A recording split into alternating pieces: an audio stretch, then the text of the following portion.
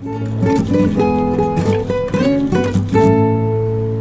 everyone, thank you for joining me today. My name is Jess from CRCC South, and we are going to be learning how to make our own art with nature. So today we are going to be making nature paintbrushes. So what you're going to need is a couple of small sticks, um, and then flowers, grass, any leaves, anything you can really find on your nature walk with your child.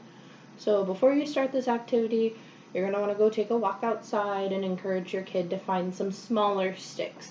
If they can't find smaller sticks, that's fine. Just break the bigger ones in half, cut them in half, whatever you gotta do.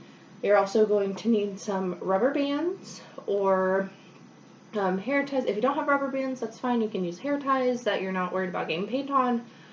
String, anything to kind of hold that stuff together.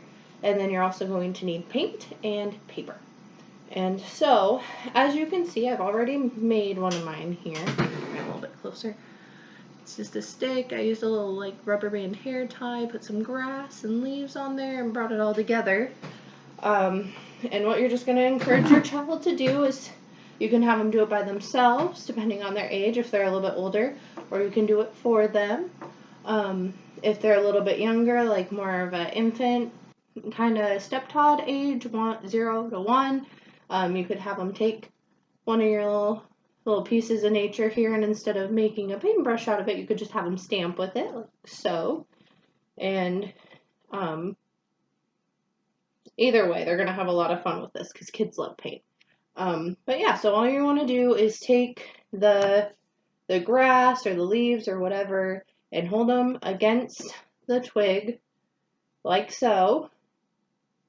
And then you're just going to put that rubber band on there, so, or hair tie or whatever it is you're using. Just going to try and make sure you hold it all together. Some kids may need a little bit of help with this, just because I'm struggling and I'm 25 years old. And there, then you got your little paintbrush. Then you're just going to have them dip it in the paint and paint with it. With older children, you can kind of ask them like, hey, like, what do you think would work better? Do you think the grass would work better? The leaves, the flowers? What kind of prints do you see? Do you think you can make different patterns with different types of pieces of nature? You know, that good stuff. And then with the younger ones, you just kind of get to like go over what they have. Like, this is grass. This is a stick. Or the colors that they're using to paint, like red paint, green, blue, stuff like that. You also can ask children why they decided to use the objects that they used. You can see if they can kind of give you a reason why, if they just decided that they liked them. You can ask them why they decided to use the colors of paint that they used for their pictures. Yeah. So, and then the book that goes with this activity today is I Ain't Gonna Paint No More by Karen Beaumont. That's her name. Yeah, it's I Ain't Gonna Paint No More by Karen Beaumont. It's this cute little book about a little boy who loves to paint, and he paints all over the walls and the floors and the ceiling, and his mom gets on him all the time, like, you ain't gonna paint no more. Like, very angry, which most of us parents can understand. That's not really the best thing to walk into your kid. And I'm sure we all have walked into them drawing on the walls or the floors or whatever, and your first response is like, you're not going to do this. When really, they're just learning. That's how kids learn. They learn with a lot of like hands-on stuff.